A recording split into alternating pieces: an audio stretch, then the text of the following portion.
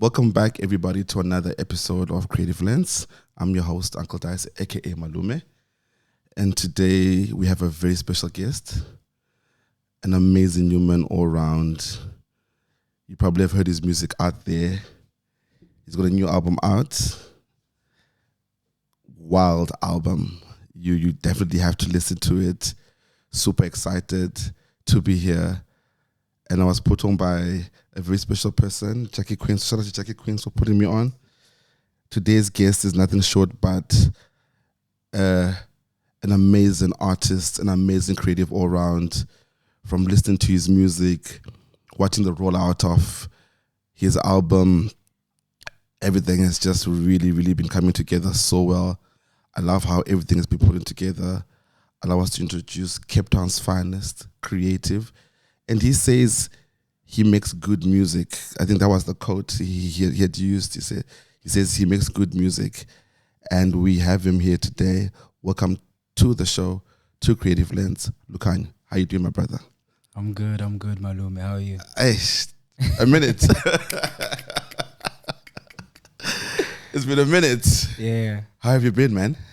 I've been good overall. Life is not without its challenges, but I'm presented with an opportunity to grow, and I think to step into the next version of me. Wow. A software update. So software update. I love that. Yeah, Man, I love that, man. So, hey, man, congratulations on the new album.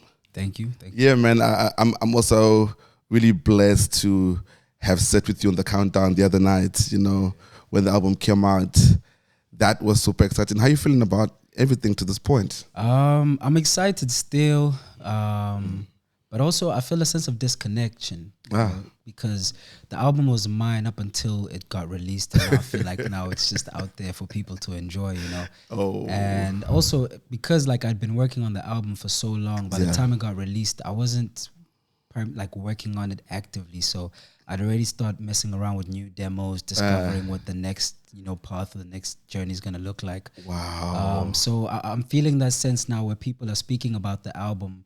Mentally, I'm not there anymore, but I kind of also need to acknowledge its existence because it's also shaping my reality in real time. Wow, shaping reality in real time. Wow, man. Maybe let's pause on the new album just for a minute, man. Let's just rewind again, man. Let's just take it back to the beginning, man. Let's take it back to growing up, man. Were you a Cape Town guy? Did you grow up in the city? How was that for you, like growing up? I grew up I moved around a lot. Yeah. Cape Town is my home. I'm from Ekukuletu. Okay. Shout out to Googs. Shout out Googs all the time, 7750. Yeah. But I got to move around a lot because my mom is in, the Air Force. And with that, she had to move to different bases for God knows what. But every time I got to move with her. And I really credit that to, how I got to develop when I was very young, because I was exposed to so many things and it opened up my mind, and those things, they have their ups and they have their downs. In the down sense, I was always moving around a lot, so I never got to build like lifelong relationships with people. Some of my childhood friends, unfortunately, the ones I grew up with, the Gooks, tragic things happened to them, so we lost them along the way. And I think that's the downside of it, but the upside is I got to learn quite a lot, and it got to expand my mind, and I got to see past Gooks where a lot of my other friends didn't have that opportunity to. Wow, man. So growing up, man, was music always there in the background? Was it mom listening to music? Did you have siblings, or it was just you? It's my cousin. It's my cousin Talungas. He put me on. Like, he used to listen to Dr. Dre, 50 Cent, Eminem, Snoop Dogg. So the whole West Coast, Tupac a little bit. That's what I was waking up to every Saturday. Every Saturday he'd be blasting that, and the music would find its way to me. But no one in the family is really musical. And even now I'm like really starting to find my feet. I feel like I'm more creative than musical. And that's something that I've recently discovered, is like I see myself more as an overall creative, and now I'm really starting to step into those worlds that define who I am as an artist. Wow, man. So did you at any point, let's just go maybe your your high school, preschool days? Were you more of a math guy? Were you a soccer kid? Did you play sports? What was it like for you? Yes, you were moving, but what were the things that you enjoyed at the time? I was pretty academically inclined. I was just lazy. I'd always do just enough. Yeah, okay. And I remember I nearly failed 7th grade, and I remember how pissed my mom was. She was like, yo, you can do this stuff. I know you can do it. You're just not showing up for it. And I had to pull up my socks for the first time, and I tried, and I made it through. And then even in high school, when I started high school, I was just doing just enough, just so I could get by. And I think it was only around 10th grade where I was like, let me actually try and apply myself. And I started to get really good grades. So math has always been my favorite. There's something about I want to say numbers, but it's more problem solving. Yes, correct. I like solving problems, and that's just something I always looked forward to in math. And I have a memory problem, so subjects that had to do with studying, if I have to memorize a lot of things, you're losing me. I'm gone. So that's why as soon as I realized biology, I need to remember all these things, mitochondria. Cheers. What's osmosis? I'm cheers out of there. You know what I mean? Whereas with math, I wouldn't always know the answer, and sometimes I have room to figure it out, and I think that's my favorite thing. That's who I am as a person. I figure things out. Okay. That's cool. And were you a sport guy? Did you ever play sport? Nah. Oh, there's something I regret not doing. Actually, it's crazy. I have I'm not big or anything. I'm a very tiny guy, but I have an athletic build. And even when I was a kid, I was very chubby, but I could run quicker than most of my peers. And I just never really, took into it. There was something about I loved TV. I loved watching music videos. I loved watching movies. I loved listening to songs, something about cartoons as well. I just love TV. So I'd spend most of my time indoors. If we're not watching TV, we're playing PlayStation or something like that. Okay. And that's how it'd be. When I was much younger, we'd go outside and we'd play arcade games. I was really good at Street Fighter, King of Fighters. These niggas know. They used to come from neighborhoods away. We used to run a scheme on niggas. Be the niggas who knew I was good would be yo, this guy thinks he's the shit over here. He thinks he's really good. If we do the side bet, whatever you get out of it, I'm cashing it. Let's split it between the two of us. I'd be coming back home with 20 rands. My mom's like, you left here with 2 rand. Where's all this money coming from? Your kid has a lot of money, right? It's you rich. Whereas, if you got 20 rand as a kid, I'm rich. You know what I mean? Everything I want to buy is 5 rand at most. So that was me. I was very indoorsy. I was very curious. I think to this day, I like to figure things out, and I like to. I wonder why things work the way they work. And that's a great approach, especially in how the world is structured. That's definitely and so where does music come in?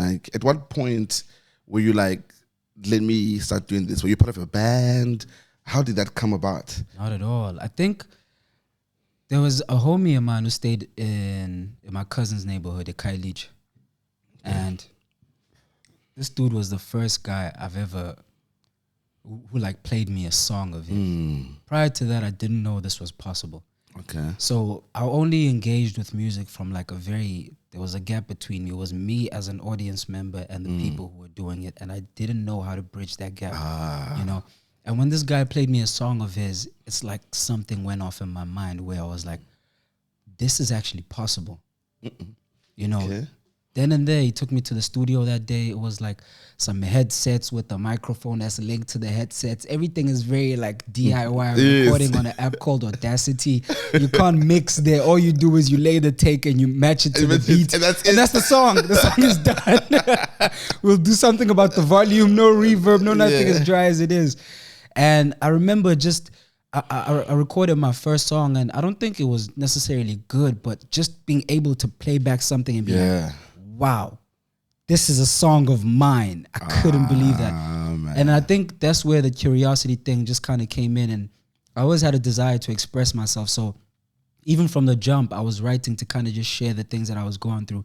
I remember the first song I made was a song called Streets of My Life, and I came to high school with that. I went back to school and I played it for all my friends. And I was such a Lil Wayne fan at the time. I was a Lil Wayne fanatic. Young Weezy, babe. Young Moolah. Okay. Yeah, so I was like a Lil Wayne fan. And at the time, all of my friends anticipated that I'd make something very like Lil Wayne-esque. And I come through and it's like more of this like underground sounding beat where I'm just talking about, what's happening in my neighborhood. And I think that's what it was for me. It was always an outlet, a space for me to share the things that I want to talk about and hopefully start a conversation. So tell me a little bit more about that time. This is around grade what, 10, 11? Grade 9. Grade 9, around okay. Grade 9. Wow, so you're writing music in grade 9. Yeah. How does that journey continue? So you said you're writing down stuff. Was it like a journal, diary type? More like I'd play a beat and start writing raps. But this was very discouraged at home. Oh, obviously. They Come were on. like, yo, cut this out. They were like, no. And I think even with that, at the time, I just kind of was like, okay, maybe I need to focus on the school thing. Because even if like how they were kind of shaping it at home, they were like, yo, this thing is worthless. You're going to do this thing, do it as a hobby, but focus on, studies. School. And to the point where I even went as far as university. I didn't finish, but I left there because I felt like the calling was too strong. And, and I kind of needed to start figuring that out. I feel like I still am figuring it out, even at this place where I got to have my debut album out. I think it's the beginning of a new journey where hopefully I can look back, on my 10th album and be like, wow, the growth is tangible. You can see it. And it's always me trying to, figure this thing out, do better, realizing like, okay, at first I wrote my raps in this way and this is the things that I wanted to express and I wanted to share them this way. And then I learned more. I'm like, okay, I can do multiple syllables in one rhyme. I like that more. Maybe I'm not much more of a punchline guy. I'm more of a storyteller. Okay. And I start to peel away at the layers and at the things that best describe me as an artist and as a musician at large. And now it's about me figuring those things out. So this is grade 9. This is grade 9. So grade 9 is just like... Just right. Yeah, okay. How do you develop as you go? Could you do your first record? You played for your mates. And you said the song was called? Streets of My Life. Streets of Your Life, right? Yeah. Okay, Streets of Your Life hits. What happens after that, musically at least? Do you have access to your studio? Are you still with the guy who did the Audacity? Even there, I was like, I didn't have proper access. Yeah. I was doing everything that I could. Okay. I was like, I would record like songs every now and then. This was not something that I was like, okay, I'm about to start taking this seriously. It was like once a month, twice a month. Once a term. Oh, wow. Once every 6 months. You know what I mean? I'm like, there's this thing that I need to get off my chest and I'll keep writing stuff, but I wouldn't necessarily record it. So how are you feeding this then? If it's like once a term, so that's about 3 songs a year? Yeah, at this point, I'm not looking at it that way. Okay, you're just having fun. I'm just having fun. Okay. You know what I mean? Okay. Like, I'm like, okay, and I know this is what I would love to do, but there's no way I'm going to be able to do this because my family's not going to let me do this. So at what point then does that call in? You know, like there was this Chicken Licken ad where this craving kept growing and it just kept getting heavier and heavier. Like until you go to a Chicken Licken. So at one point to Chicken Licken. Yeah, Chicken Licken. Oh man, those they make some of the best. There's this other one, who were down to our last tin of Viennas. You go back out. I know they cook. Man. Hey, those things are slapping. So at what point then are you like, I'm doing this? At what point are you jumping on the sword for this thing? I think it's in the first, it's been coming in stints. The first like real stint where I was like, yo, I cannot ignore this was in varsity. I think it was in my first year. And, I just came back from a semester break and I'm chilling with a friend of mine, Saya. He produced Venture on the album and touched a few other records. But we just like make stuff all the time. We make beats every now and then. And this is something that we just really love doing and we'd connect, together through this thing. And I came back. I hadn't written a song in a long time. I hadn't done anything in a while. And I come back and I'm like, yo, I want us to make a beat. And we're just chilling and we start making this beat. And, you know, we're kind of not very interested at that point, but we're like, this is just something we like doing. You know, we're having chats in the background, catching up. I haven't seen him in a while. And we finished this beat and I'm like, okay, I come back tomorrow. I'm going to have a song ready. He's like, okay. He leaves and as soon as I walk him home and as soon as I get back, I start writing. And I write this song called Clouds Above. Wow. I was going under the stage name Twiz Alpha at the time.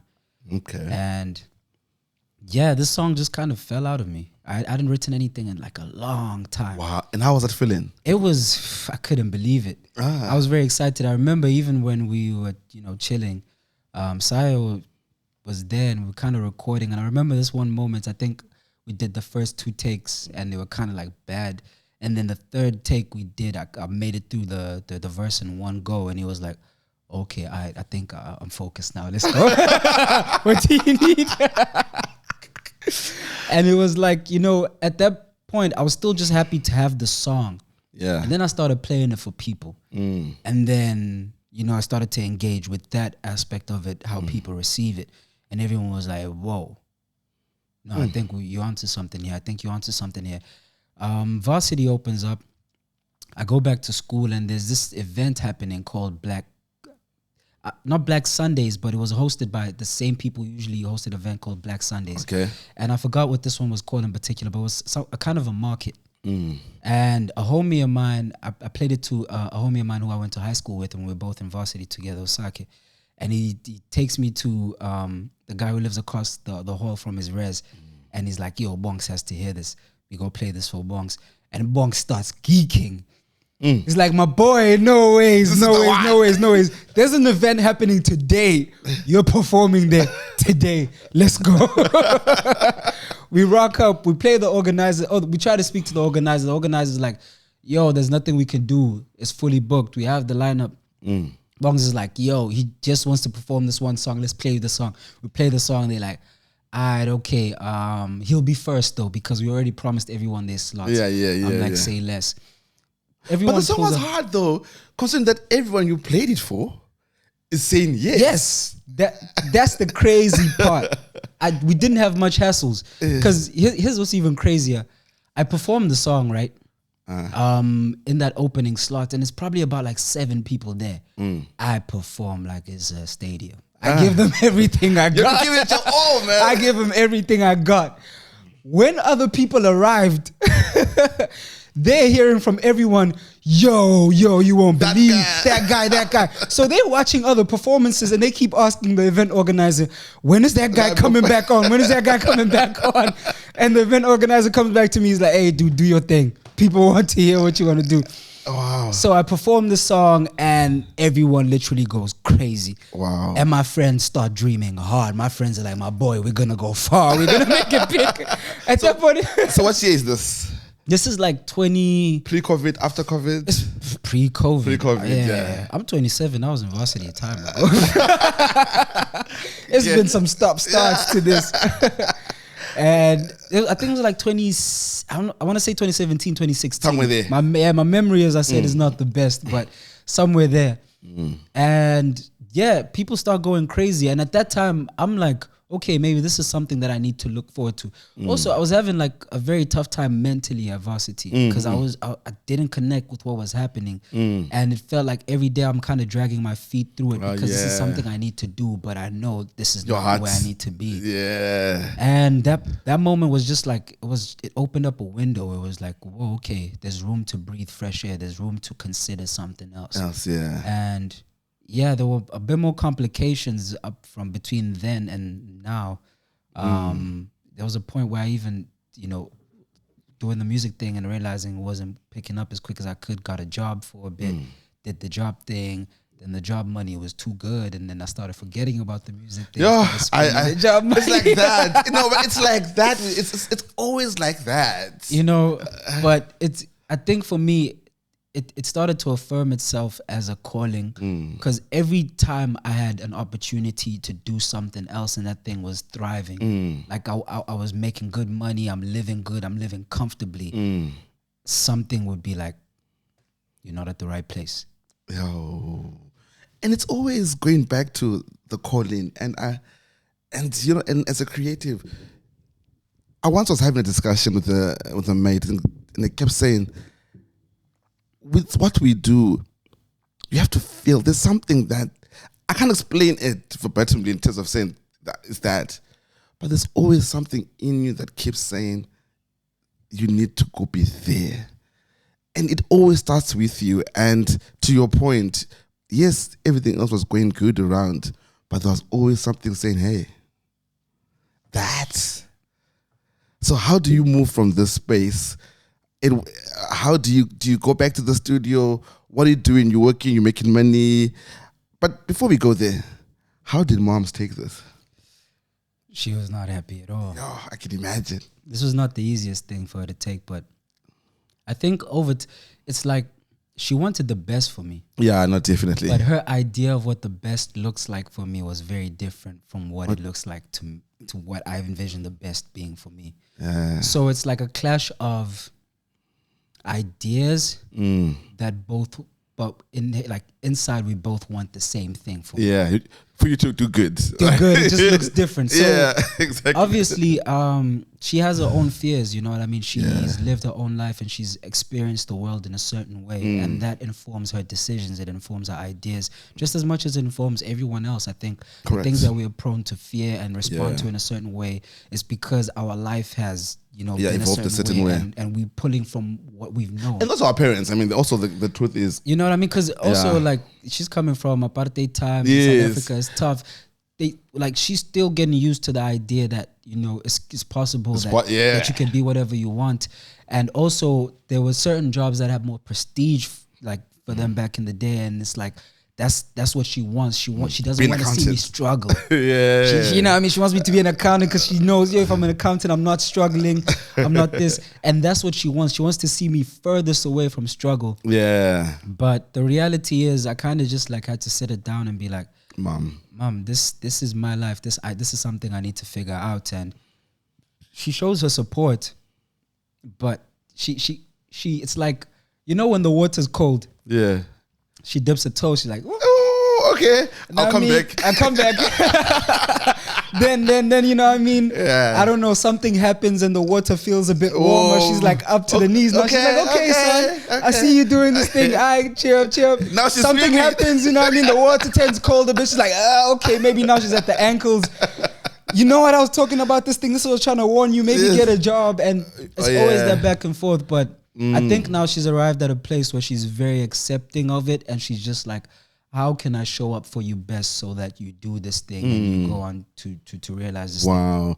Cool. So, okay, cool. So now let's go back to you working, and you keep finding yourself back in this space. Let's just go back to, where were you at the time when this calling was happening? Were you still writing? Were you talking to producers? Were you getting beats at this time? What was going through you, or what was happening at that point to feed this beast, for lack of a better word? Malume, this is something I realized very recently. I never had to work for this. I love it. With little or no effort. And it's kind of ironic that you're snapping your fingers. I feel like there's pros and cons to that. but keep in mind, we focus on every thought that's going to sprout. And that's the thing. It was like, for me, I always only needed to do the bare minimum. And it's almost like God of the universe was like, yes, that's good enough. Yes. You see, this is what you need to be doing. And I wouldn't write. I wouldn't be writing raps for months. I'd be out there living my life, doing wild stuff. I've got a good paycheck. I got a nice apartment. I'm somewhere uptown, and you know what I mean. You're like, this can just pause. I'm like, this thing can chill. You know what I mean? Let's live comfortable right now. Because also, I go back home and I'm like, yo, I'm earning good bucks. I'm able to drop some money. I'm able to send mom some money. It feels good. You know what I mean? I'm doing all the things that tangibly feel good, but my spirit is not fulfilled. And I don't feel challenged by anything. Like even when I'd go months for not writing, and then the day I decide to write a rap, it will be like maybe my best rap yet to that day. And now I've arrived at a place where I was kind of like looking around, and I'd have conversations with even other artists, and then like just kind of hearing their journeys, and people will like kind of tell me like, I went through this phase where I was struggling a lot, and then I had to persevere through this, and I was like, damn, I just kind of wake up and do it, and write a rap. You know what I mean? And this rap comes out. But you know what they say? Sharks are born swimming. Yeah?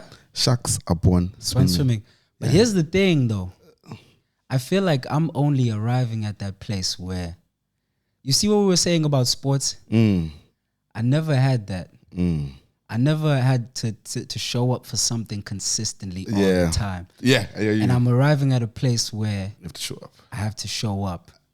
And it needs you. It needs me, you know, in various ways. And I think this is one of the most eye-opening like times in my life, because I'm starting to become more aware of what actually matters to me, my ideas of what success looks like, what this gift looks like. Because at first also I had a very like casual interpretation of it. I was like, okay, I'll make these songs and I'll be famous and I'll be rich and that will be nice. You know what I mean? Where I'm like, I'll have conversations with people where maybe a song that I made that I didn't anticipate anyone to even listen to, they'll come, someone, it wouldn't be a gang of people, it would be someone pouring out their heart telling me, because you did this, my life has been completely altered. That's the blessing, and I'm that's like, the talent. Yo, okay, I need to stop taking this thing lightly. This thing matters. Because your music is like the mustard seed for some other people. It is the mustard seed, yeah. And I'm like, okay, there's something that needs to be done here. And now I'm at the place where I'm like, let me do it. How do I show up? How do I really show up for this thing and give it my 100%? Be oblivious to all the moments of success it brings. Be oblivious to all the downfalls. Not oblivious, but learn from them. But not let that be the carrot on the stick. That's that leads you there. Yeah, but like, how do I show up? Because all the, you know, to take it back to all the times where I felt like I was doing relatively good in my life and I didn't feel fulfilled. Now it'd be moments where I'm dead broke. I have nothing, and it'll be you know, something that I created, or someone sharing something about something that I created that'll be enough. You know, I'll hear that and they'll be like, yo, I'm doing the right thing. I'll get in studio, I'll write something, I'll record something, I'll be like, whatever I felt like I lost, I've just gained it back. I'll be grieving and I'll be like, yo, this thing, it fills me up. And now it's like, how do I show up for it? How do I take care of it diligently so and become a student? Wow. You're just learning from that, right? Yeah. Which for me, that is crazy amazing. So you going through the journey, you are working, you're making this money. Where does the shift come or happen where you say, nah, I'm making new music? Because, you know, like when I go back, just when I look at your catalog, whether it's iTunes, Spotify, you've got some tracks from way back, right? Yeah. How did those tracks come to light? How did that happen? At what point was it? Did you like wake up one day and say, you know what, I'm in the studio now? When I got the job initially was because when I dropped out from school, kind of just chilling for a bit, not doing much, saying I'm going to figure this music thing out. But I wasn't even recording much. I didn't have money to be mobile. I don't have money to do anything. I was like, okay, it's gotten to the point where I can't do anything. So I need a job so I can make money. Yeah. And when I get money, I'm going to buy studio equipment so I don't need to be paying people to record. At the very least, I should have a means to record. Correct. And that was the goal at first. And I started, you know, saving up and I bought the studio equipment. And most times I felt like I didn't have time to make music because the job was consuming me. I was working all the time. Jobs do that, eh? You know, by the time like that. by the time I'm trying to create, I'm exhausted mentally. I'm like, I don't want to do this. I just want to go out and make and have fun and feel like unwind. You know, I want something to make me feel good instantly. And I wasn't focused, like It's just should I be? yeah. And I get the studio equipment. And it wasn't until COVID where now I have the studio equipment. The job thing, I was gonna start working from home, but they hadn't figured that out yet at the workplace. So I was still just kind of chilling like everyone else was, and I'm going through, watching stuff, and I'm like, this is kind of getting boring. I want something to stimulate me. Yeah. Then I decided, okay, let me start playing around with the studio equipment. And then it was only then that I played the studio equipment when I started making stuff. And the first EP I did, I made those 4 songs like in 4 consecutive days. Wow. And I played them for Saya, and it was my first time starting to experiment with melodies and being a bit more melodic. So were you making beats at this time? No, this is all YouTube stuff. So I'm just like, let me just go on YouTube, Google like beats, Yes. YouTube some beats, start playing some beats, go through. I'm like, okay, I like this one. Let me try write something about this. Let me write this. Let me write this. And it was also very like lighthearted. I wasn't like, oh, I'm making a project or I'm gonna now start this career. I was very like, hey, let me just do this thing. And I think after the 4th day, I'm having a conversation with Saya, and I'm like, I'm gonna send you some stuff. And I send him these songs, and he's like, whoa, you've grown since the last time you played me your stuff. Wow. I'm liking where this melodic thing is going. And how many years is it for you and him? Like, okay, you're playing this new music. Yeah. He'd last heard something from you was a year before? Yeah, at least like a year ago. Oh, because snap. the last thing I had done was where I started doing some Kwaito style raps. And even we have stuff in the archives that I've never seen the day of light. They probably never will. Close. And it was that I didn't have a sense of direction for the most part. It took me a while to kind of figure out what it is that I want to do. So how was this journey? Maybe let's just hone into that part. You said it took you a bit of time. Can you just maybe unpack that a little bit more? And the reason why I love you to share this is just for everybody watching this, that young artist going through this. What was it like for you? How did you discover yourself? Was it home, church, books, cousins? What was that drove you to go towards that path? To find that, to say, oh snap, I need to be doing this instead. It's the love for sure, but also just I couldn't escape it. I really couldn't. I think my path has been very different. Like I speak to other artists, and it feels like almost a lot of people knew from jump. Yeah, I didn't always know. I knew I wanted to do this, but like I didn't know how. I'm also a very unserious guy. People like sometimes I can be very formal and whatnot in my speech, but I'm very like it'll figure itself out. You know what I mean? Like I'm like, yeah, let's vibe it out. We'll see. Yeah. And yeah, I think for me, it's what I'm realizing is my path is very different. And right now we live in the times where a lot of us, we see people on social media figure things out very young. We see these prodigies, and we have this idea that we all need to be that. Yeah. But really, like, I think as long as you have time, this thing is there for you to figure out. And that's what I'm literally doing. I'm like kind of like trying out loud in real time. Yeah. And my journey gets to be that everyone who's watching right now, they get to see me try out loud and figure things out in real time. And yeah, I think that's what it needed to be for me. I'm thinking of something. As I saw your status on your WhatsApp today, and it says, we didn't have any heroes to look up to, so we looked up to the villains. Yes. That's your WhatsApp status. That really, it hit me. Because what was crazy is after that, I watched a reel. I went on Instagram and I saw a reel, and it was touching along the lines of something that God kind of needs to inform. And how God informs is that if everyone goes through the same path, it'll discourage the ones who need to go through a different path, because they'll not deem their path as worthy. You know what I mean? It's either that way or it's no way. But now God has to make room for all these things, all these artists that God sent out to find their way, regardless of how it is. They have to be different experiences. You know what I mean? And I'm going to be a living example of how I figured it out in my own time, and the person who needs to get inspiration from that to figure it out wherever they are in their path are going to have the opportunity to learn from me just as much as I've learned from others. The others encouraging me, and I'm like, yo, okay, I don't need to figure this thing out all today. I just need to do it. And as I do it, it kind of peels away and it tells me and it shows me, okay, go this way, do this better. This is whatever. Some things I'll be more matured at and I'll figure them out early, but there'll be certain things that if I look around, other people have figured out, but I haven't figured out that yet because we're not all, it's like a plant, this thing. Yeah. And it doesn't need the same things because it doesn't bear the same fruit. Correct. If you're watching someone and you're like, yo, they water their plant 5 times a day. Let me water mine 5 times a day. That's correct. Maybe yours doesn't need water 5 times a day. Maybe yours needs to see some sunlight a little bit every now and then. And it's the process of trial and error sometimes where you do water it 5 times a day. You realize, oh, I'm drowning out my plant. Let me stop this. Let me try something else. I think the biggest reward in that is you get to move closer to yourself and figure yourself out, because I think this thing, at least for me, it mirrors me.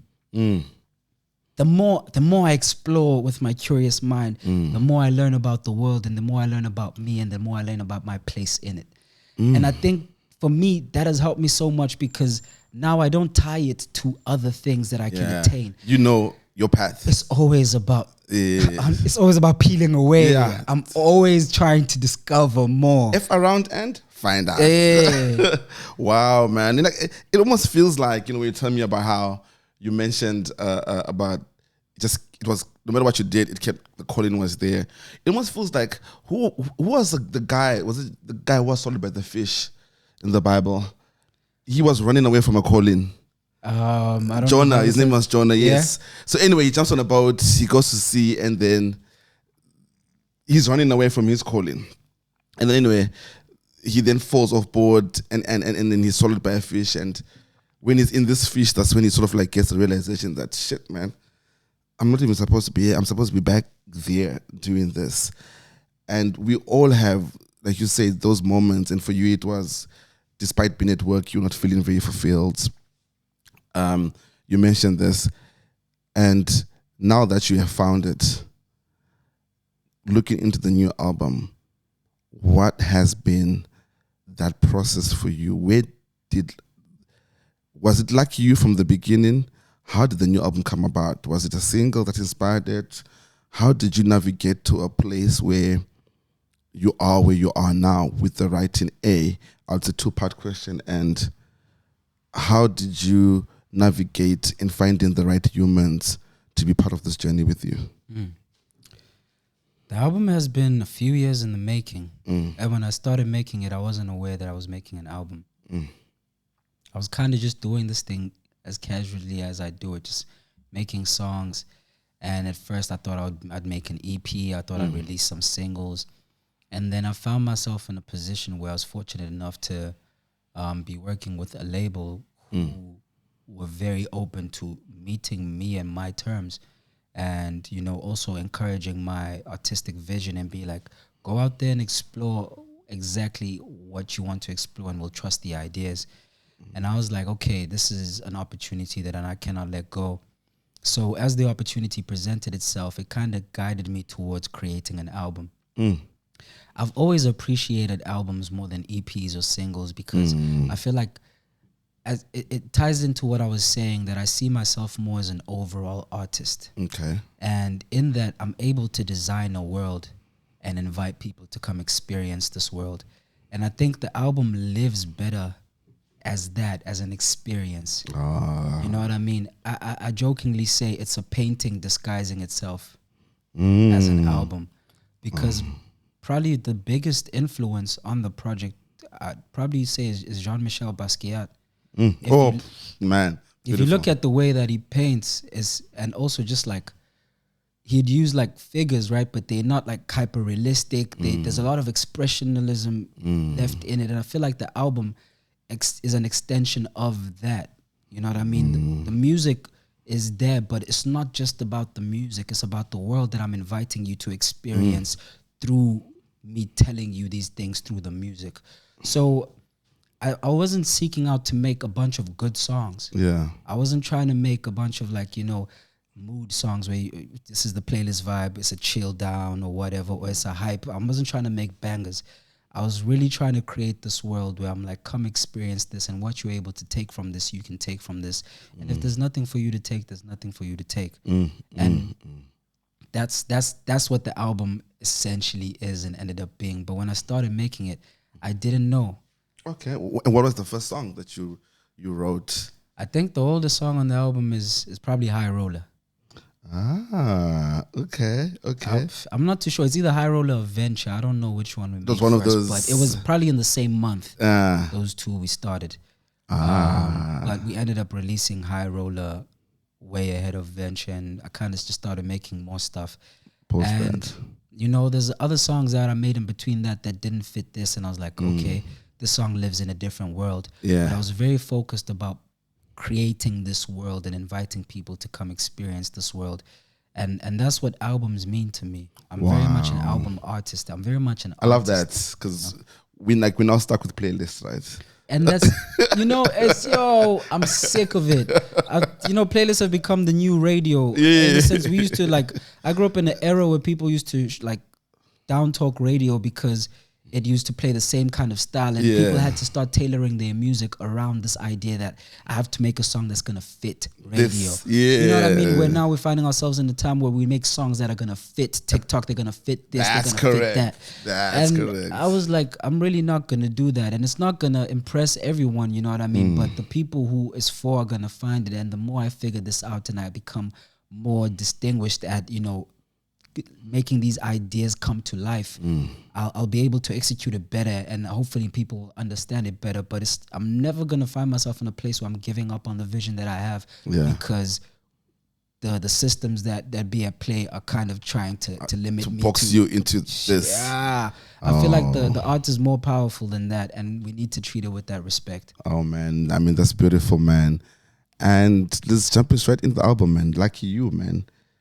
A few questions there, man. Good news. Good news. On the album. What an ironic title. Yes, right?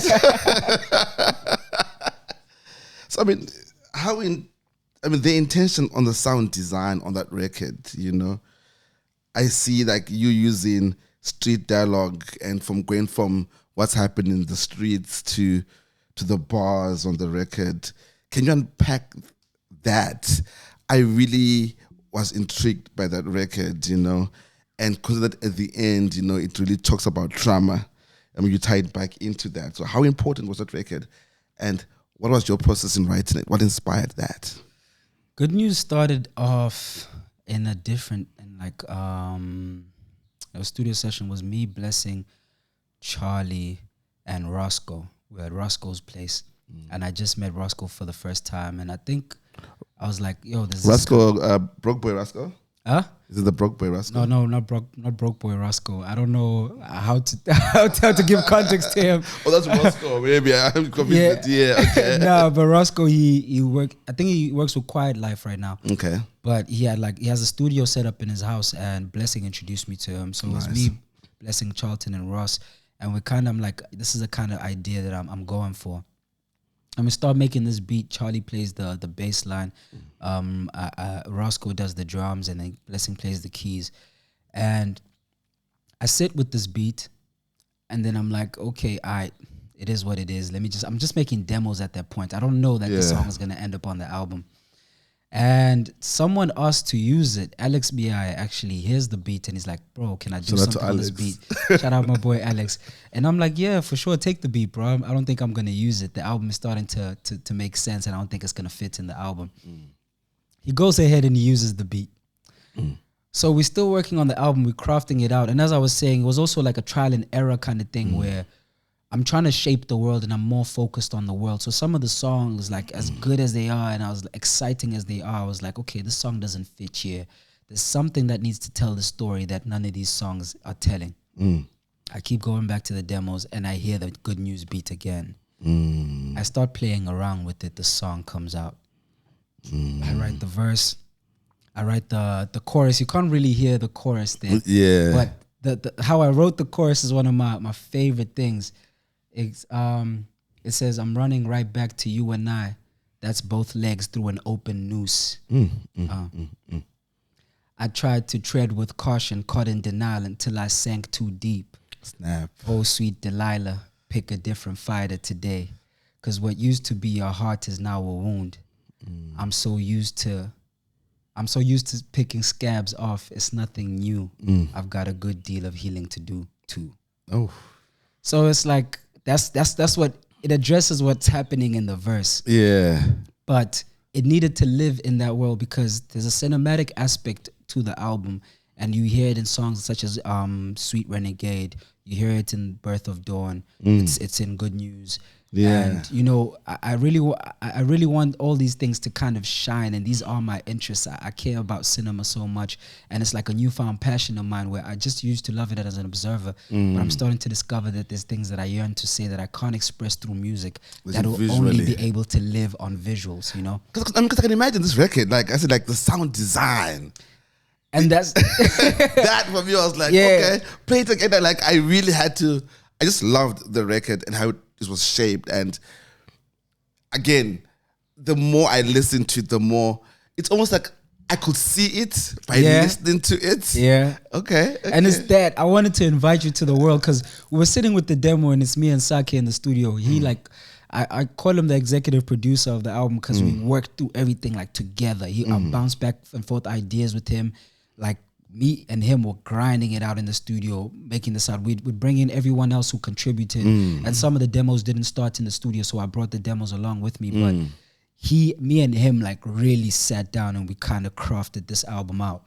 And I was chilling with him and I was like, it needs to be cinematic. Let's bring life into this. I kind of see myself walking into a car, stepping into a car. And I don't want the verse to live with the music. I want it to be separate, but I want it to kind of transition into it seamlessly. So at first, it's almost like you weren't anticipating a song to happen. And then as I start talking, I talk to the rhythm of the song. And the parts come. You know what I mean? So it's that. It's like, it's the experience. That's what I mean where I wasn't going out of my way to make a very musical album. I wanted to make a listening experience. Yeah. And that's what the song is. It's like, it's me sharing this thing, but I want you to live that experience and live that moment with me and understand that, okay, this is what was going on. Wow. Crazy.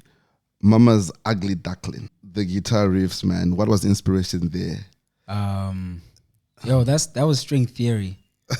We started that with String Theory. It's the boys, Chili Bass, Isulam, and Stephen Crown. And I was sitting with them and I was like, yo, boys, I hear this song. And I kind of like referenced that. I don't know if we started with the bass line. And then they kind of just built it from there. Yeah. And as we built the song, I think Saya laid the drums. And then either me or Saya, I don't remember that one quite correctly. And I kind of just sat with the song. Whereas that one is one of the songs that I made intentionally. I was like, I want this song to sound like this for this specific spot in the album, and this is what's gonna mean. And even when I was writing the chorus, and I tried to sing that chorus, and for the life of me, it wasn't coming out the way that I wanted to come out. And I hit up my boy ISO, and he was like, "Say less." I know, because ISO, and he ate it up.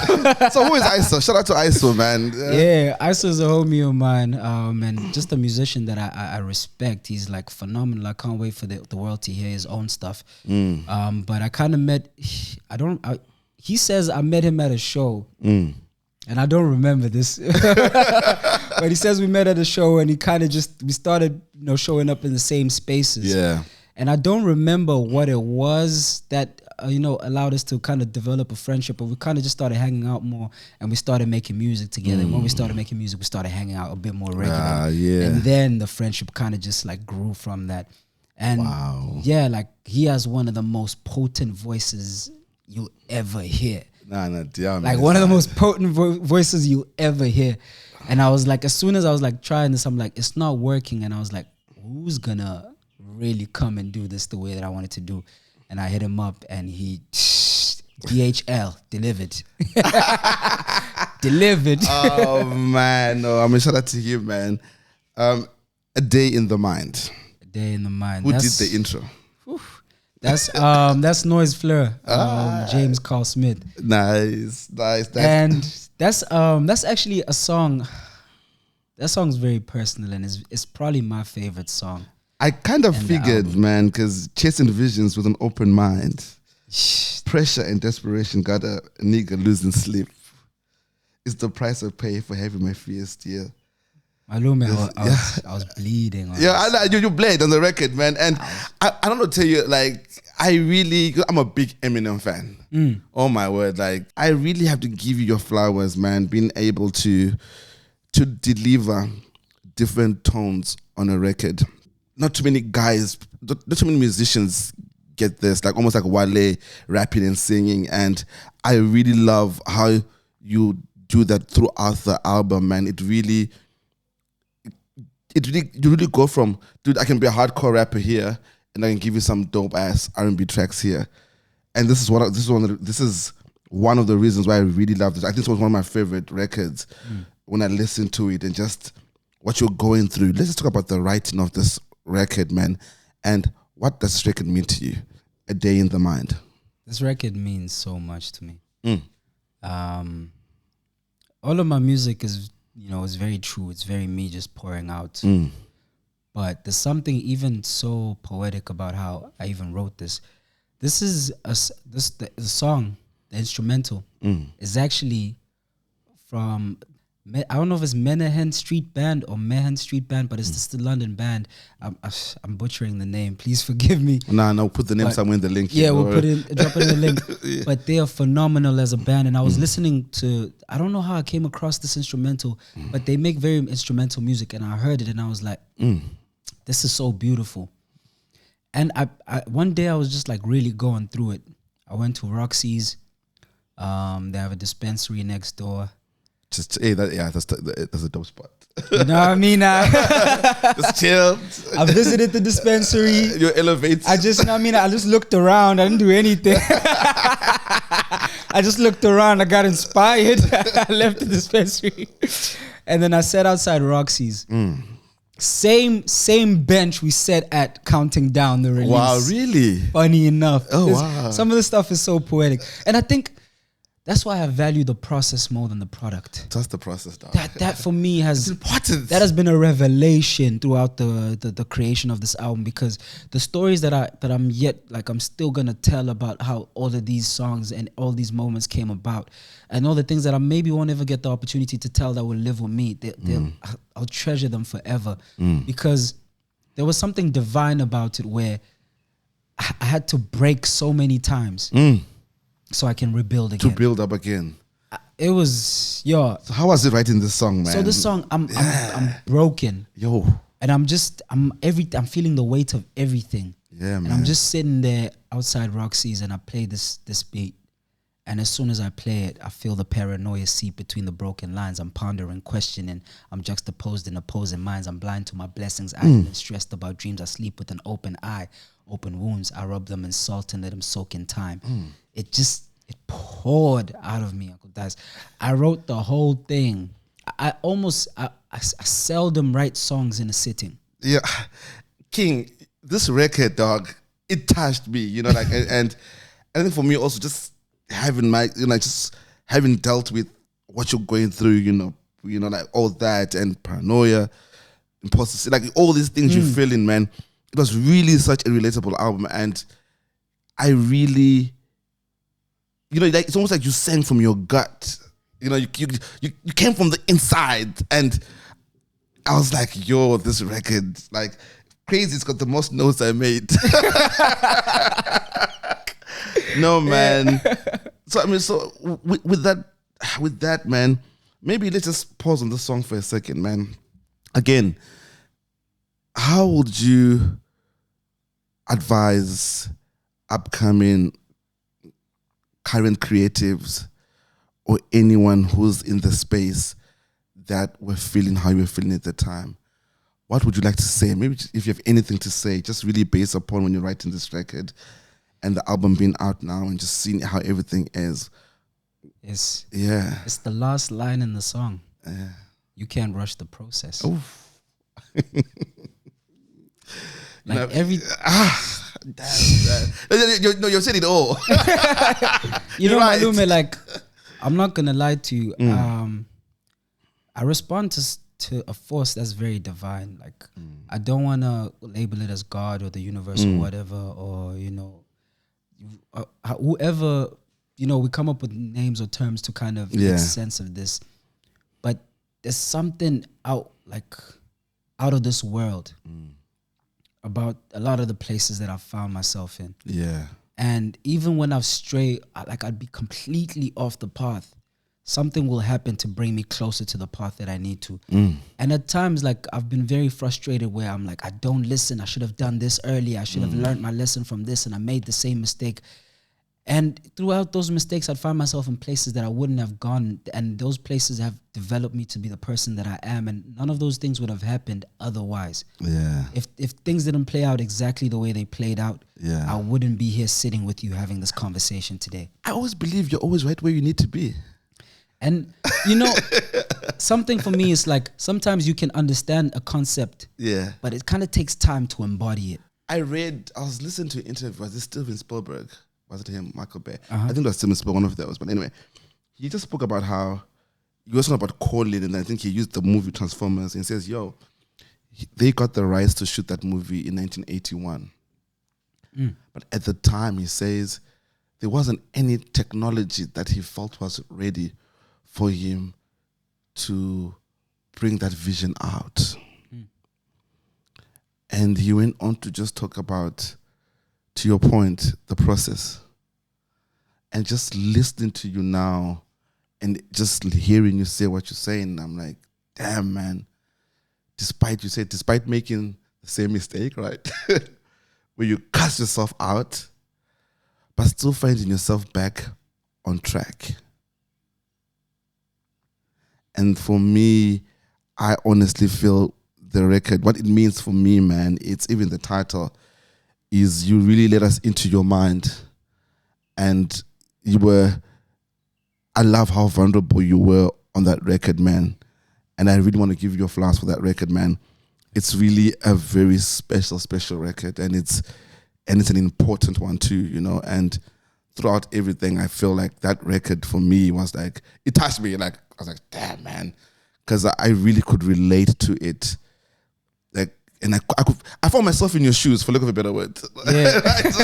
And I think that's the right word. And yeah, man, and well done to that. Cool, man. And let's talk about Sweet Renegade, the writing on that. You know, you start off the record, you know, in a crazy way.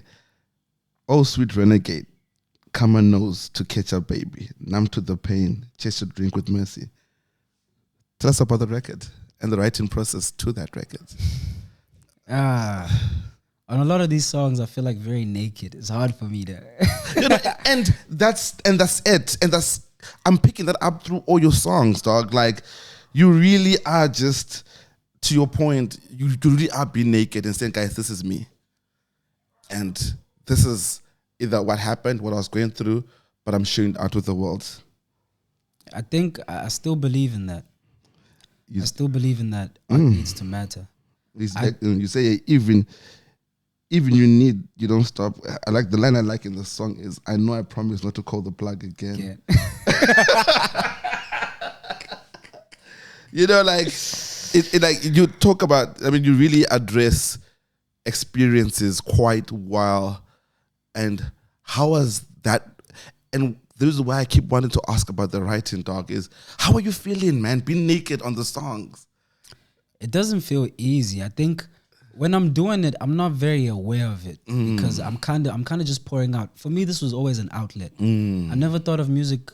There was times where maybe it was it's something I wanted to look cool through it or whatnot. But at the essence of it, this was always a space for me to be able to be like, yo, this is me. And if anything, it's like a diary. It's like a journal entry. It's like me talking to myself. It feels like that. It really is. And what's crazy is I didn't think about the repercussions of it. Like, I'm meeting people now and they're looking at me different. Yeah, no, man. You know, it's I guess, and it comes with what, it is what it comes with. The gift and the curse, right? You know what I mean? But I'm not going to stop doing that, not at all, because I really believe in that. I feel like for me, we shy away from the truth. Yeah, and you're really addressing that, man, like throughout. You know, like I feel like it's important, like even like in daily conversations, I couldn't be.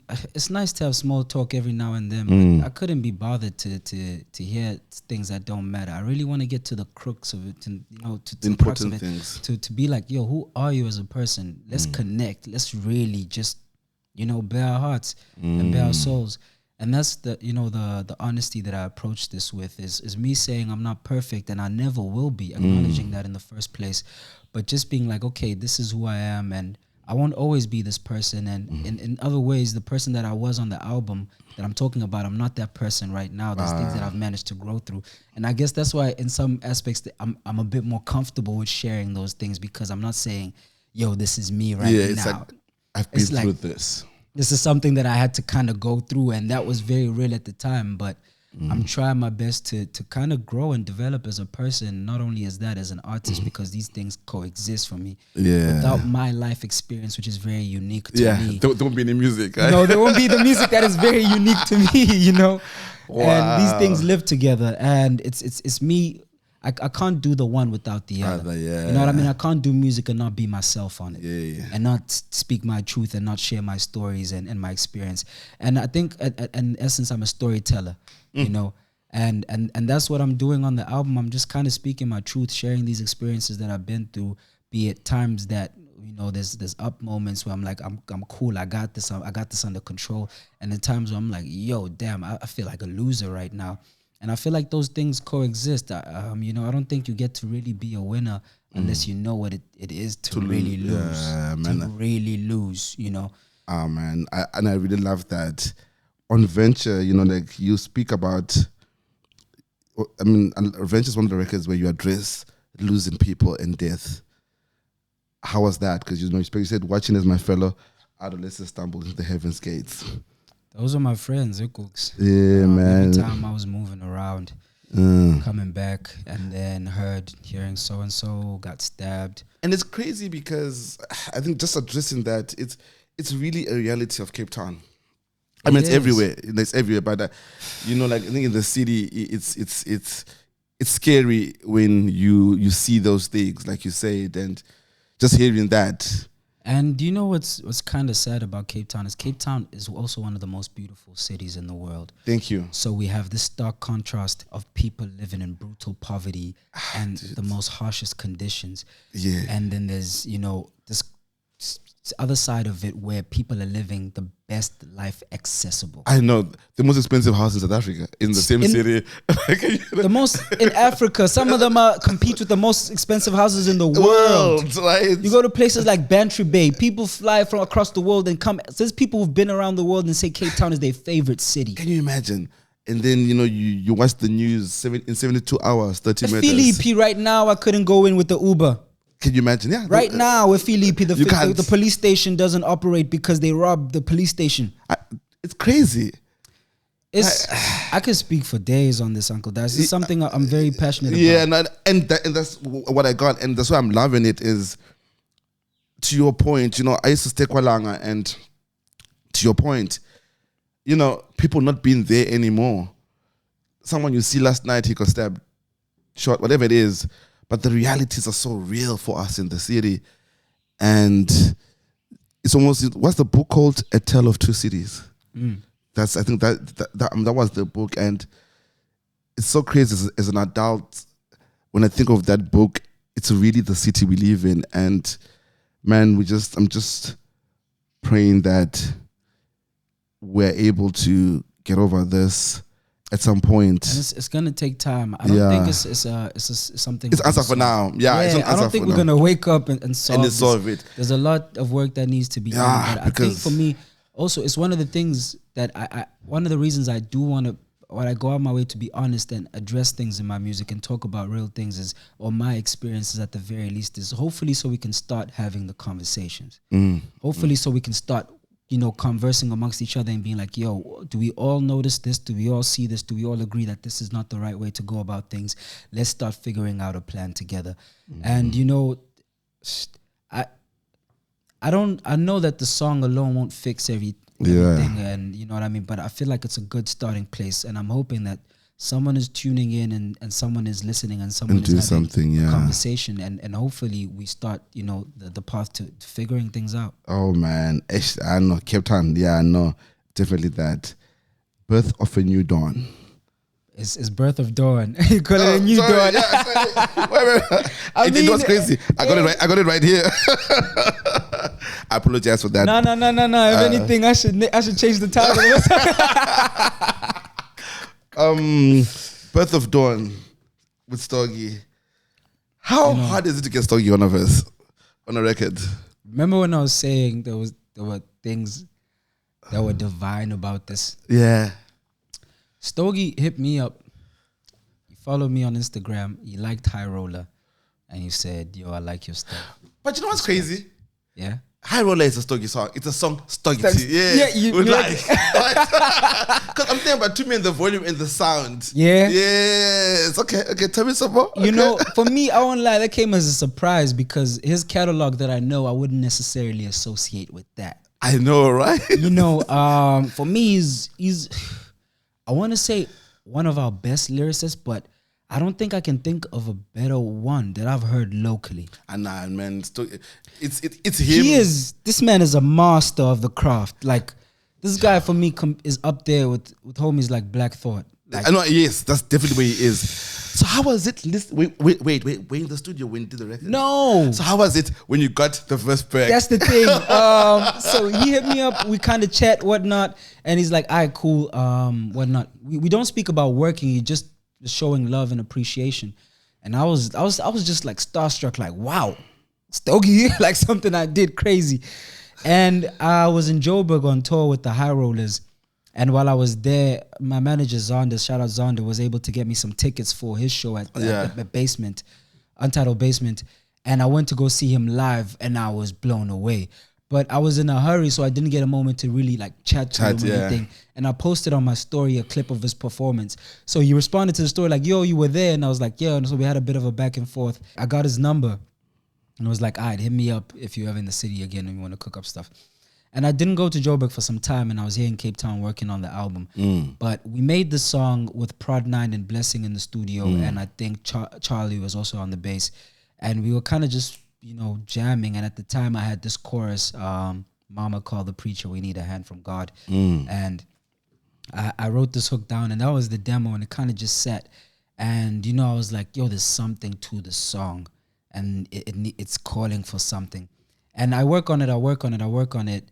Eventually, I get to a place where I'm like, let me shoot my shot. Why not? I send this to Stogie.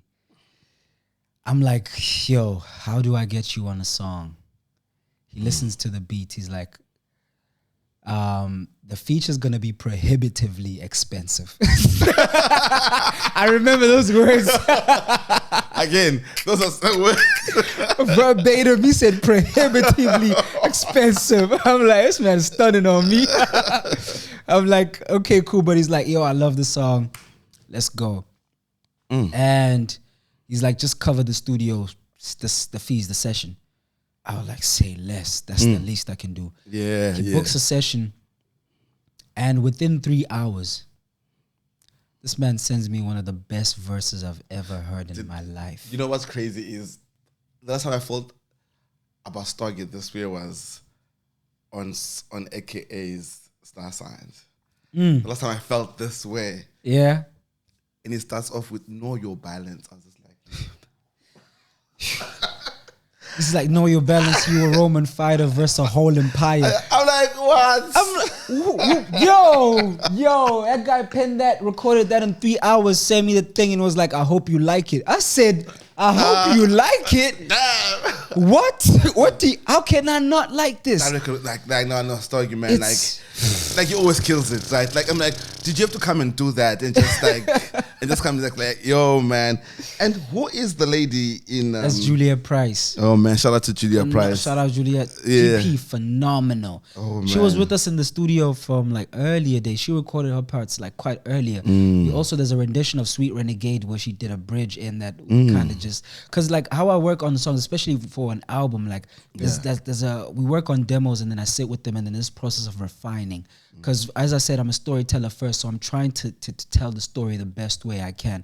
So sometimes I'll have to make like decisions that we let go of certain things that might work, musically, but in favor of what I want the story to say. Yeah, I mean, go in that direction. And we cut out that part, but she recorded her parts much earlier, and we brought her back when it was time to do the part with the choir, because we had the choir, and it wasn't like I assembled like a few of my musician friends who sing, who I know, and they all showed up. Let's go in. And let's go. And also was this one lady, she doesn't even do this, like she just sings at church. Oh wow. And she just came through. Shout out to Mo got a hold of her and then invited her over to the session, and she was so willing. And she's like a very, not an elderly lady, but she's like, well into like touching on 50 somewhere around there. She's mature. Mature. So she's not like not our peer group or anything. She's sitting with all these kids, and we're like cracking jokes, talking about dumb stuff, and she's just like so patient with us. Like, and she's you know what I mean? And she's there, and she's a church going lady, and at the end of it, she said something so like special to me, and I don't even want to share this. This just sits with me, but that moment touched her. She was teary eyed as she was telling me what she was telling me, and it's in those moments where I realize that this means something. But to go back to, sorry, I'm going on a tangent a bit. No. But we're on the right track. Yeah. We're on the right track. But GP came back when we were having that session, and she touched up some parts, but she recorded her parts like quite earlier on. And when she heard the song as a whole, she was also a bit taken back. She was like, oh, there's new stuff that like the song is like kind of developed since the last time I've heard it. Wow. But she's a phenomenal like vocalist. Man. Like I remember in one of the sessions, she picked up a guitar and played a song. I think it was a cover, something about me and my guitar. I forgot who the songwriter actually wrote the song. And like it was a small room, it was just me, her, and Sake, and it was like dead still. And she played and she sung, and it was like hauntingly beautiful. She just has so much control in her voice. Wow. And yeah, if you ever have the chance to experience her live, please do. She's absolutely. What's phenomenal. her name again? Juliet Price. Juliet Price, we'll put that handle. She'll probably correct me and say it's Juliet. and who made the beat? Prod 9, he did the drums, and it was Blessing on the keys, and it was Charlton on the bass. Shout out to Bless, man. I owe him a call back. Shout out to him. Shout out to Bless. That's my boy right there. He's like, his fingerprints are all over the album. Like as we crafting, I always call him, and I'm like, as we developing stuff, because I produce very like, I sit back and I'm a supervisor producer. I'm like, do this, put more drums here, play that. but that's the process. You know what I mean? And I rely on these musicians who are incredible. I've been blessed to be surrounded by some of the best musicians ever. Then speaking of which, maybe let's go there, man. Just looking at the record, man. Let's definitely give the flowers, man, to maybe just in no order specifically. I think it's also, let's just spend some time and just give love to everybody who contributed to the album, whether they made a beat, whether they mastered it, the features that came through, the writing camps, all that. Man, maybe just take us through, throughout the record, the players that you were able to collaborate with to bring the project to life. It's a lot of people. Just off the top. Yeah, off the top. I'm always nervous about doing this, guys, because we love you. Please, I love you. I don't want people being like, oh, okay, you mentioned so and so. No, just from the top. Saya, yeah. Saya has done so much. Even just like through my career, this guy's been so patient with me, just showing up for nothing, just because he's like, yeah, let's do this, bro. I love doing this, and I'm just honored to be able to do it. And he's such a humble guy. And he always meets this with just the utmost humility, and I learn a lot from him from that. Like, just to be like, yo, it's not about the glory that everyone sees. It's about just showing up and doing this and finding it fulfilling. Sake, who day in, day out, like we were going crazy. Like I was driving this guy crazy, not paying him nearly enough. Like for what I was asking him to do, like scrapping up every coin I can get to just get him to get by. Because when I was staying at his place as well, and we were recording in his studio, working on a lot of the stuff in his studio, and he was just like, yo, I'm keen for this. Let's go. Like, God, like this album would have not happened if that guy wasn't here. Oh man, beautiful. My manager Zonda, this guy's a wizard. Like a lot of things that, yo, I'm very bad at admin, and all of the things that like I'm terrible at, like he shows up and he just shines. And he does the heavy lifting on that side, and he gives me a lot of room to just like sit and think and breathe. And do the music, focus on the music. Focus on the vision, be like, okay, here's the vision, here's what I'm seeing, you just give me rooms to dream, so I don't always need to worry about the practicality of it. My team, the label, everyone just like kind of doing their bit to make this thing happen. Lord Keys, phenomenal producer, did wonders on Open Casket, touched up some stuff on High Roller as well. A homie of mine, E, who I was living with for some time, and he was just like there for me in times where I was going through a lot of stuff. It's a lot of people. I'm drawing a blank. Let's but try me to everyone, man. I know. I mean, you mentioned the high rollers a lot of times. The high rollers, I can see, the high rollers. These guys, like, I've grown so much musically because I've been playing with these guys and learning what it really takes to be a musician. Yeah, I know. No, man. Like, you know, I got a long way to go, and I tell people for time, I never really saw myself as a musician. I see myself as an artist, and I'm venturing into that, like, to broadening my, I was like, I never really had to work for this. Yeah. I deadass never had to work for this. Now I'm at a place where I'm like, let me show up consistently. Let me practice every day. Let me actually like show up as a musician in the best way that I possibly can, and really develop this, and really, put in the hours, the 10,000 hours that all of these guys have already put in. That's why they play this stuff so seamlessly. I know. And these guys they've elevated me so much as an artist, and we've been through like times together, and I'm looking forward to continuing to grow with them. Oh man, I mean, I'm like, damn man, they're so good. Like I actually came across them with Jackie Queens. I was like, yo, these guys are phenomenal. They're phenomenal. Like, damn. And I was also blessed to be in a studio session too with them a while back. They're just too good, dog. Like I'm almost like, why did you guys have to be so annoyingly good? Like, and it's crazy because look, there's so many musicians in the city. Shout out to everyone in the city of Cape Town across. I just strongly believe the High Rollers as a band are just on another level. As a band A and as contributors, like their adaptation level is crazy. Your perform, like just watching your performance, just even watching you guys, I can see the chemistry. You guys are like one thing. You guys are like this one organ, and I'm like, how'd you guys do that? And it's to your point, it's not full seamlessly though, I must say. It feels seamlessly now, I must say. But the passion is really the thing that we can't ignore. When I watched your performance, and I was just like, yo, that is there. How are you feeling about the music? I know you in Joburg recently. You performed here, but how has it been for you? How's the music been received? How are you feeling about it? It's been mixed reactions, but it's very like, I'm a Gemini, right? And I exist in extremes. Ooh. And there's a reason. That's why there's two U's on my Luukhanyo, is to give context to the two sides of me. And that's why there's a moon, and that's why there's a sun. It's like it's the polar opposites. Like I live in two extremes, and I feel like the album has drawn out that. There are people who feel very strongly about it. I've spoken to people who are like, yo, this is one of the best things I've ever heard or experienced in my life.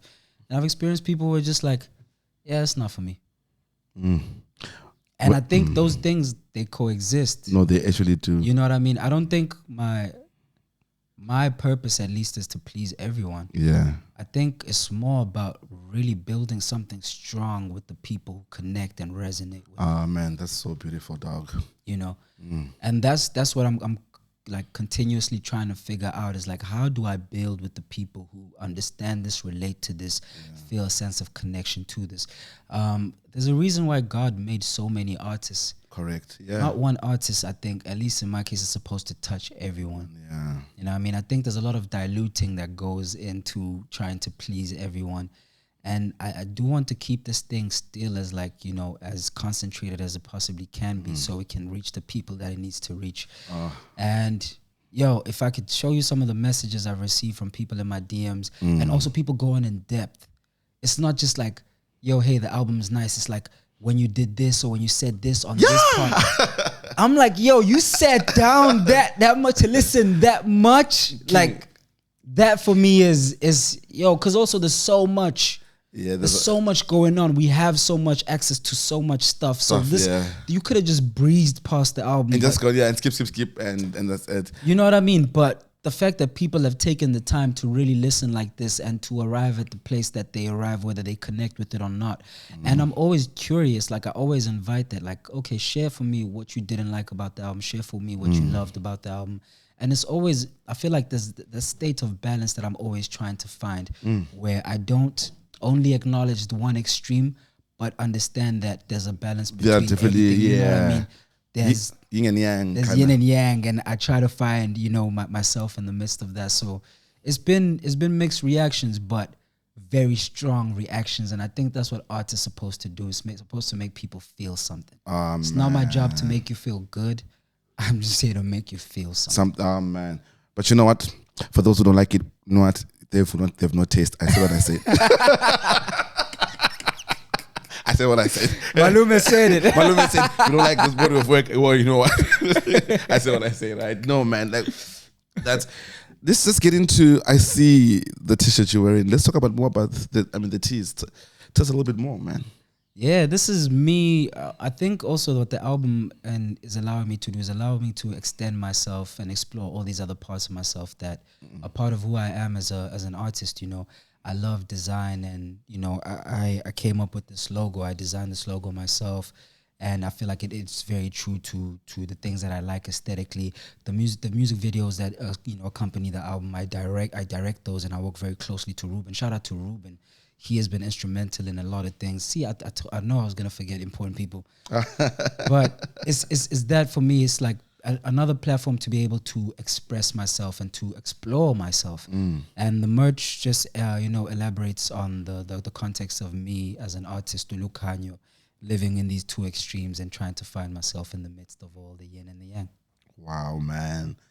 And your visuals, let's go back to the visuals just a bit. Just a bit, man.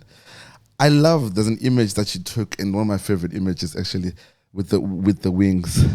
That image there. That's Sowetan body. Yo, shout out Sowetan body.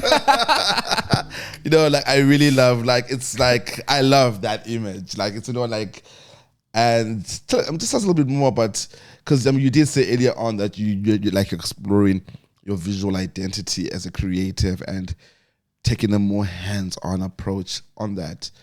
Maybe let's just walk us through how that has been and how it translates to the work we see on Instagram. You know, I think of these things, as I said, like, it lives in a world. I think of the world, and I'm trying to invite people to experience something. And angels are a big part of my life. You know, they show up, and they don't show up with wings, but it's the guidance that I've always needed that arrived at the time that I needed it the most.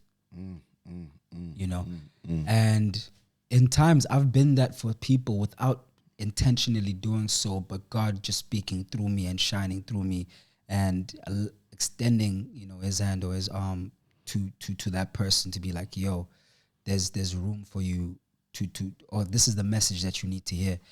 And, you know, I think also there's been times where people have showed up for me as an angel, and there's times where I've shown up for people as an angel. And there's something very angelic in the album, because if you realize where I start off with Sweet Renegade and where I end off with Birth of Dawn, at Sweet Renegade, I'm arguably the worst version of myself. As you go down, yeah. I'm going deeper and deeper into a hole, and it feels like it's sinking. And at Birth of Dawn, I don't have anything figured out, but I'm arriving at a place where I'm like, Mama, call the preacher. We need a hand from God. Ooh. I'm reaching out. I'm like, after all of this time, and there was a promo. I got a lot of flack for this, and I think this is what I love about art. It's supposed to make you feel and question things. Yeah. The telephone booth skit that I did where I'm kind of like asking to speak to God on the phone.